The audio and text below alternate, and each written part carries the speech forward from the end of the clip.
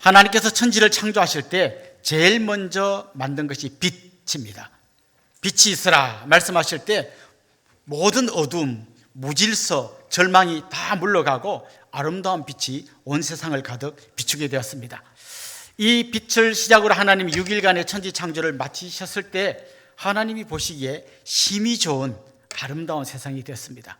그런데 아담이 범죄한 이후에 인간의 삶에 어두움이 찾아왔습니다.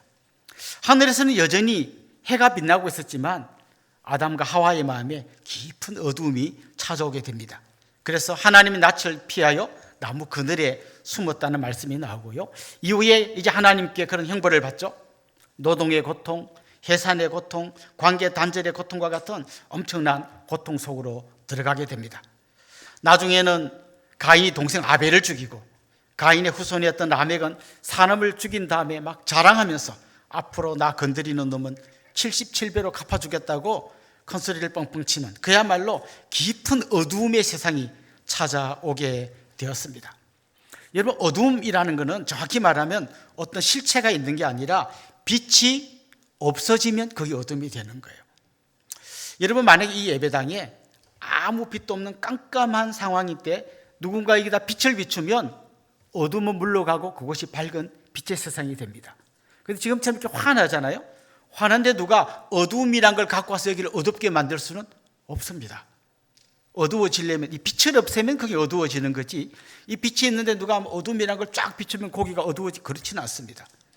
어두움은 빛이 없어지는 거예요. 이 세상 인간이 경험하는 모든 어두움은 빛 대신 하나님으로부터 단절될 때 그때 어두움이 찾아오는 겁니다. 그래서 성도가 깨달아야 할 게 이거예요. 우리가 아무리 힘들게 살아도 하나님과 연결되어 있으면 우리는 빛 가운데로 걸어가게 됩니다. 그런데 남들이 볼 때 막 화려한 삶처럼 보여도 하나님과 단절되면 사실은 그 삶이 굉장히 어두운 삶이 되는 거죠. 누가복음 15장에 탕자 이야기 나오지 않습니까? 이 탕자가 절망의 삶을 살게 된 것은 친구를 잘못 사귀었기 때문에, 돈을 잘못 굴렸기 때문에, 잘못된 직장에 들어갔기 때문이 아니에요. 아버지로부터 떠나왔기 때문에 그런 문제가 생긴 것입니다. 오늘 우리가 읽은 이 본문은 한마디로 말하면 어두움의 세상 가운데에서 빛이 들어오게 될 것을 예언하는 이사야의 예언을 담고 있습니다. 이 이사야가 예언할 그 당시에 그 이스라엘 주변의 상황은 한마디로 절망의 어둠이 꽉 차 있는 그런 상태였습니다. 나라는 북이스라엘과 남유다로 나누어져 있었습니다. 그런데 그때 아수르라고 하는 신흥 제국이 엄청난 힘으로 이웃 나라들을 막 침략해 들어가고 있을 그런 때입니다. 북이스라엘은 처음에는 아수르에게 조공을 바치고 이렇게 그 앞에서 쫄랑쫄랑 하면서 겨우 명맥을 유지하고 있었습니다. 그러던 차에 아람이라고 하는 나라가 다시 한번 막 이렇게 올라오니까 이 북이스라엘의 머리를 굴린 거죠. 언제까지 우리가 아수르의 종노릇 하겠느냐. 아람과 동맹을 맺어갖고 아수르에 한번 대항해보자. 그랬다가 완전히 나라가 박살난 게 북이스라엘의 역사입니다. 아수르를 이기지 못했던 거죠. 반면에 남유다는 아수르에게 조공을 잘 바칩니다. 성전의 금과 은을 다 뜯어내서 아수르에게 갖다 바치고 겨우 나라가 안 망하고 명맥만 유지하던 그런 상황에 있었습니다. 전부 다 한마디로 절망의 밤이었죠. 그럼 아수르는 굉장히 막 행복하게 살았을까요? 여러분, 침략하는 나라는 엄청난 힘이 있어가지고 막 다 침략해서 남을 지옥으로 몰아넣지만 그렇다고 자기가 행복해지는 건 아니에요. 끝없이 침략해야 되고, 침략당한 그 사람들이 기어오르지 못하도록 끝없이 밟아야 되고, 자기들도 사실은 힘 때문에 경험하는 지옥을 경험하게 되는 거예요. 그래서 그 당시의 상황은 힘없는 나라는 힘없는 나라대로, 힘 있는 나라는 힘 있는 나라대로 그렇게 절망의 밤을 보내고 있었던 거죠. 성경이 말하는 어둠은 힘이 없는 상태가 아니라 힘에 매달려야만 겨우 살 수 있는 그 상태가 사실은 성경이 말하는 어두움이에요. 그 당시에는 그냥 아수르는 말할 것도 없고 북이스라엘, 남유다 전부 다 절망의 깊은 밤 가운데 있었습니다.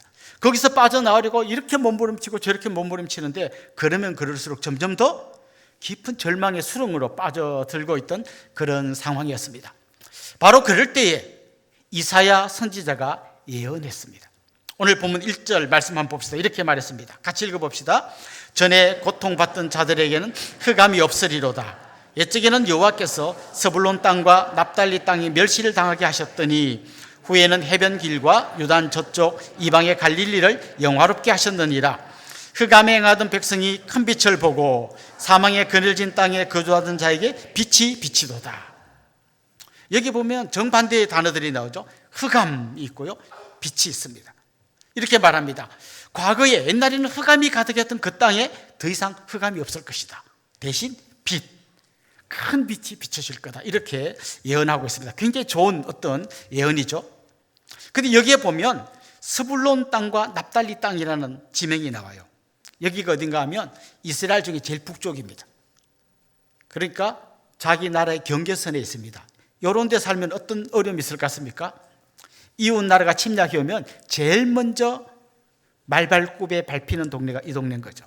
그러니까 보통 전쟁이 일어나면, 국지전이 일어나면 여기만 전쟁이 일어나요. 전면전이 일어나면 중앙까지 오지만 국지전은 여기만 일어나기 때문에 여기는 항상 말발굽이 막히고, 그러다 보니까 막 이방 나라 사람들이 쳐들어와서 괴롭히고, 거기 또 막 이방 나라 사람들이 들어와서 혼혈을 만들고 하다 보니까 거기 있는 동네가 제일 힘들고 어두운 흑암을 경험하는 동네죠.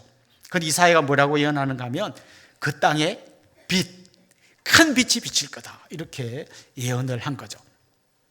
많은 사람들이 이 예언을 볼 때 이런 생각이 들었을 거예요. 아니, 그 절망의 땅에 도대체 무슨 일이 일어난다길래 이런 예언을 하는 거지? 이렇게 질문했을 겁니다. 그리고 또 이런 질문도 생겼을 거예요. 도대체 언제 그런 큰 빛이 비치는 날이 언제 일어날 거냐? 아마 이런 질문도 생겼을 거예요. 그런데 그 대답이요, 놀랍게도 마태복음에 나옵니다. 우리 마태복음 4장 12절 16절 제가 읽을 때 여러분 빨간 글자로 된 부분을 잘 주목해 보시면 좋겠어요. 예수께서 요한이 잡혔음을 들으시고 갈릴리로 물러가셨다가 나사렛을 떠나 스불론 땅과 납달리 지경 해변에 있는 가버나움에 가서 사시니 이는 선지자 이사야를 통하여 하신 말씀을 이루려 하심이라. 일러스되 스불론 땅과 납달리 땅과 요단강 저편 해변길과 이방의 갈릴리여, 흑암에 앉은 백성이 큰 빛을 보았고 사망의 땅과 그늘에 앉은 자들에게 빛이 비치었도다 하였느니라. 이사야가 예언했는데 도대체 이게 어떻게 이루어지고 언제 이루어지느냐 궁금했는데 마태가 뭐라고 이야기하는가 하면 예수님 때 이루어졌다는 거예요. 그럼 예수님과 이사야 사이에 간격이 몇 년 정도 될 것 같아요? 700년 정도 됩니다. 이사야가 활동하던 시대하고 예수님 사이에 700년의 큰 오랜 기간이 있는데 사람들이 도대체 언제 된다는 거야, 어떻게 된다는 거야 궁금했는데 예수님께서 이루셨다는 거예요. 무슨 말인가 하면 예수님께서 자기 사역의 본부가 되는 가버나움이라는 지역에서 주로 사역을 하셨는데 거기가 어딘가 하면 납달리 땅, 스불론 땅이라고 옛날 사람들이 제일 절망스러운 땅이라고 했던 그 동네에서 예수님이 주로 활동하셨다는 거예요. 사람들은 중앙으로 진출하고 싶어요. 요즘 젊은이들은 어디로 가고 싶어 합니까? 다 저 서울로 가고 싶어 합니다. 서울에 집값이 오르고 막 미어 터지는데도 다 그 길을 갈라요. 변두리로 갈수록 인기가 없어요. 다 중앙으로 가려고 해요. 그런데 예수님은 스스로 저 시골 변방, 제일 어둡고 절망스러운 그 땅으로 일부러 가셔서 스스로 촌돔이 되기로 결정하셨어요. 사실은 굉장히 놀라운 역설입니다. 모두 다 정치의 중심, 경제의 중심, 문화의 중심으로 몰려드는데 예수님은 거꾸로 저 변두리, 아무도 안 가고 싶어하는 곳, 가장 절망스럽고 가장 어두운 그곳으로 가셨던 것이죠. 그런데 여러분 이거 아십니까? 하나님의 역사는 변두리에서부터 시작되는 거예요. 여러분은 최소한 아멘 하셔야 돼요. 서울 사람들은 고개를 갸웃거려도 최소한 여러분은 아멘 하셔야 돼요. 하나님의 역사는 이 변두리에서부터 시작되는 거예요. 우리 주님은 예루살렘으로 가는 대신에 갈릴리로 가셨어요. 주님은 왕궁에서 태어나는 대신에 마구간에서 태어나셨어요. 가장 낮은 곳, 천한 곳, 사람들이 싫어하는 곳, 어두운 곳, 절망의 땅에 우리 주님은 스스로 걸어 들어가셨어요. 그냥 들어가신 걸로 끝난 게 아니라 거기서 사셨고 그곳에 큰 빛을 비춰주셨어요. 어둠이 물러가고 주님의 놀라운 빛이 그 땅 가운데 가득하게 만드셨습니다. 이게 우리 주님이 하시는 일이에요. 140여 년 전에 우리나라에 복음이 들어왔습니다. 그 당시 우리나라는 일제의 침략을 받고 있었고요. 전염병이 돌아서 수많은 사람들이 죽어가고 있었고, 먹을 것이 없어서 초근 목피 그냥 소나무 껍데기 벗겨 먹으면서 살던 어려운 때였습니다. 한마디로 절망의 땅, 이 세계 역사의 제일 변두리에서 고통받고 신음하던 그런 땅이었습니다. 이 땅에 선교사님들이 복음을 들고 들어왔습니다.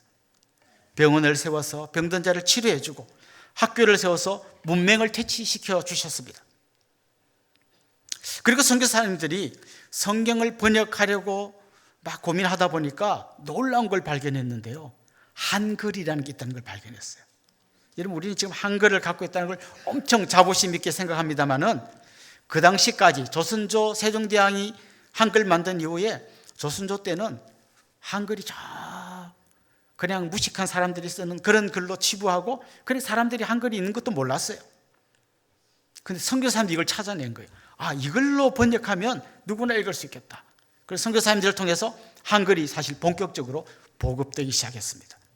이름도 없이 살던 여인들이 선교사님들을 만나면서, 복음을 만나면서 예수의 빛을 발견하면서 자기들이 정말 소중한 존재임을 깨달았어요. 여러분, 우리나라 여성들이 투표권을 갖기 시작한 게 몇 년도인지 아십니까? 1948년도부터 여성들이 투표를 할 수 있었어요. 그런데요, 교회에서는 공동의회 때 1927년부터 여성들도 똑같이 투표할 수 있었어요. 아직 우리나라의 여성의 투표권이 생기기도 전에 교회에서 먼저 여성들의 투표권이 주어졌어요.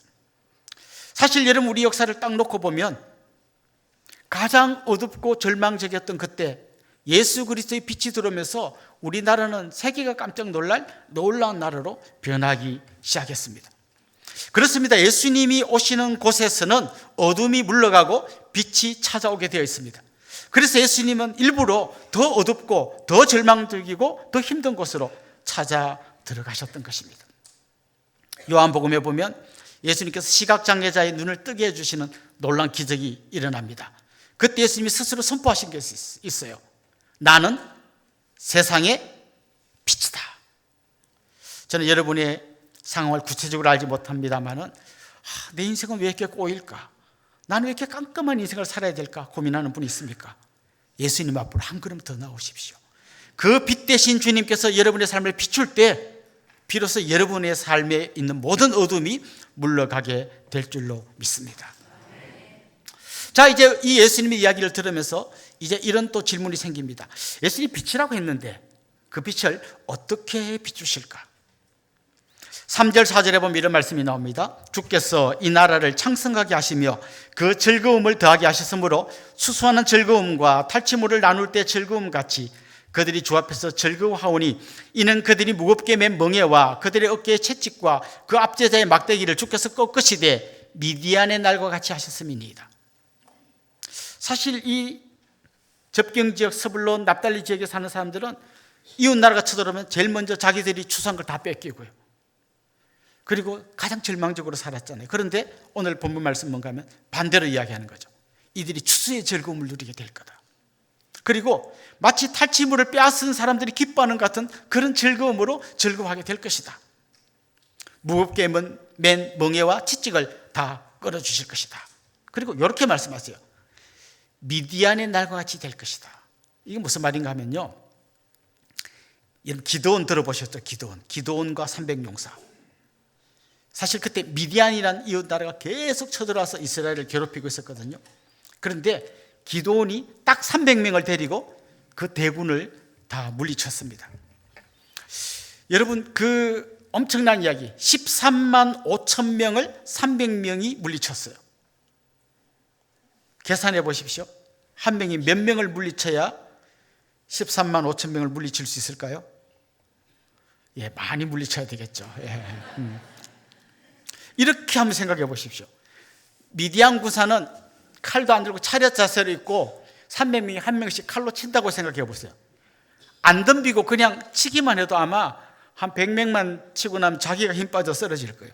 도대체 이 많은 군대를 어떻게 이깁니까? 근데 하나님께서 기적같이 자기들끼리 막 싸우고 난리치면서 승리하게 해주셨어요. 바로 이겁니다. 하나님께서 가장 약해 보이는 이 땅 가운데 예수 그리스도를 보내셔서 정말 사람의 힘으로는 상상도 못할 놀라운 역사를 이렇게 주시겠다고 말씀하신 거죠. 그래서 그들이 기대하는 겁니다. 그렇다면 도대체 어떤 지도자가 올까? 기드온 같은 그런 아주 지혜로운 지도자가 올까? 아니면 다윗같이 용감한 지도자가 올까? 솔로몬 같은 그런 대단한 사람이 올까? 막 기대하는 거죠. 근데 이사야가 말합니다. 누군지 아니? 그래서 6절에서 이렇게 말해요. 한 아기가 우리에게 낳고, 한 아기가 올 거라는 거예요. 아마 이 말씀을 제대로 이해한 사람이라면 엄청 실망했을 것 같아요.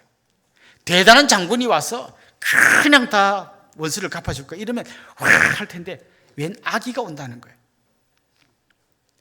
아기가 뭘 할 수 있습니까? 아기가 어린이도 아니고 아기가. 사실 이게 하나님의 신비예요. 세상은 힘으로 돌아가는 거예요. 힘센 자가 약한 자를 누르면서 계속 승리의 노래를 부르는 게 세상의 방식이에요. 그런데 하나님은 놀랍게도 장군을 보내는 게 아니라, 왕을 보내는 게 아니라 아기를 보내겠다는 거예요. 제일 약한 아기를 보내서 그 아기를 통해서 일하겠다는 거예요. 하필이면 그 아기는 저 갈릴리에서 사역하는 촌놈이 되었습니다. 그리고 화려한 궁궐 대신에 마구간에서 태어났습니다. 이 아기를 통해 하나님 일하시겠다는 겁니다. 이거야말로 가장 혁명적인 방식이에요. 세상의 질서를 완전히 뒤집는 하나님의 특별한 지혜인 것입니다. 군사력도 없고 경제력도 없고 정치력도 없는 한 아기가 와서 이 세상의 어둠을 물리치고 그곳에 빛을 비추어 주시겠다는 것이죠. 그렇습니다. 예수님은 이렇게 가장 낮은 곳으로, 가장 낮은 자로 오셨습니다. 자기는 궁궐에 사는데 저 빈민촌에 가서 봉사활동하는 그런 분이 아니라 자기도 아예 빈민으로 오셔서 그들과 함께 사셨던 것입니다. 이게 성탄의 신비예요. 세상의 질서를 다 뒤집고 사람들이 상상도 못할 하나님의 지혜로 예수님이 오셨던 것이죠. 약한 아기로, 초라한 마구간에서 그렇게 오셨던 거죠. 세상 사람들은 이 힘 있는 자 옆에 붙어갖고 무슨 부스러기라도 얻어먹으면서 그렇게 살려고 하는데 예수님은 정반대로 오셨던 거죠. 그래서 예수님은 우리의 약함을 누구보다 잘 아십니다. 그래서 예수님은 우리의 어두움이 어떤 것인지 누구보다 잘 아십니다. 그래서 예수님은 가장 힘들고 절망적인 사람을 그냥 시혜자로서 이렇게 도와주는 게 아니라 같이 눈물을 흘리고 같이 안고 가고 같이 우리의 눈물을 닦아주면서 그 길을 갈 수 있는 그런 분으로 오신 것입니다. 저는 여러분이 그분을 인격적으로 깊이 만나기를 소망합니다. 그냥 이게 지식으로 머물러 있지 않고 점점 그 예수님을 알아가기를 소망합니다. 그때 주님의 빛이 여러분을 비추게 될 것이고 여러분이 경험한 그 빛을 또 다른 누구에겐가 가서 전해줄 수 있는 여러분의 빛의 사자들이 될 줄로 믿습니다. 오늘 본문은 이런 역사를 말하는 거죠. 밝은 곳 대신에 어두운 곳으로 가신 주님, 장군이 아닌 아기로 오신 주님. 이제 우리는 마지막 질문을 갖게 됩니다. 그러니까 아기로 오신 주님이 도대체 어떤 일을 할 수 있을까? 그래서 오늘 본문에 보면 그 예수님이 어떤 분인지를 설명하는 몇 단어가 나와요. 첫 번째 단어는 기묘자입니다. 기묘자. 기묘자가 뭔지 아시겠어요? 영어로 말하면 더 쉬워요. 원더풀이에요. 예수님은 정말 놀라운 분이에요. 예수님께서 바람과 풍랑을 잠잠케 했을 때 제자들이 저가 뉘기에 저 바람을 잠잠케 할 수 있느냐? 사람들이 다 놀랍니다.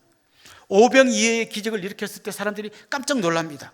저분을 왕으로 모시면 우리가 먹고 사는데 어려움이 없겠구나.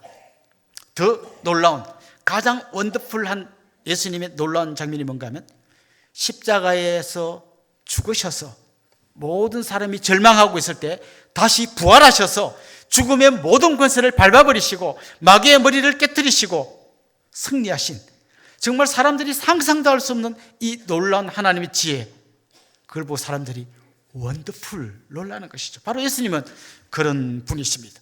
알면 알수록. 그래서 바울은 그런 기도를 하라고 권면합니다. 그리고 그런 기도를 합니다. 더 알아가게 해주십시오. 그 주님의 사랑을 더 알아가게 해주십시오. 또 이어서 나오는 예수님을 표현하는 단어는 모사입니다. 모사도 좀 더 쉬운 말로 번역하면 카운셀러입니다. 누가 힘들어할 때 귀 기울여 들어주고, 눈물 흘리는 사람 눈물을 닦아주고 위로해주고, 그렇다면 한번 이렇게 해보십시오 권면하는 그 놀라운 일을 하는 분이 바로 우리 주님이시라는 거죠. 특별히 주님은 이 땅을 떠나가시면서 이제 내가 떠나고 나면 나 대신에 이 일을 해줄 다른 분을 보내주겠는데 그분이 바로 성령님이다 라고 말씀하셨어요. 이제 성령님께서 여러분의 카운셀러가 되어주셔서 여러분 곁에서 힘들어하면 들어주시고, 어디로 갈지 몰라 방황하면 깨닫게 해주시고, 말씀이 생각나게 해주시고, 지혜를 주셔서 가장 바른 길로 가게 해주실 겁니다. 또 이어지는 말씀은 예수님은 평강의 왕이다 이렇게 말합니다. 사실 평강하고 왕은 안 어울리는 조합이에요. 세상의 왕들은요, 무서운 왕이어야 해요. 무서운 힘과 능력으로 남의 나라를 짓밟고 승리해야만 합니다. 마키아벨리라고 하는 사람이 쓴 아주 유명한 군주론이라는 책이 있습니다. 군주는 이렇게 해야 됩니다라고 책을 써서 바쳤는데, 많은 군주들이, 그리고 요즘에 대통령이나 권력자들도 이 책을 굉장히 열심히 탐독합니다. 거기 보면 이렇게 이야기하고 있어요. 군주는 무서워야 한다. 군주는 무서워야 한다.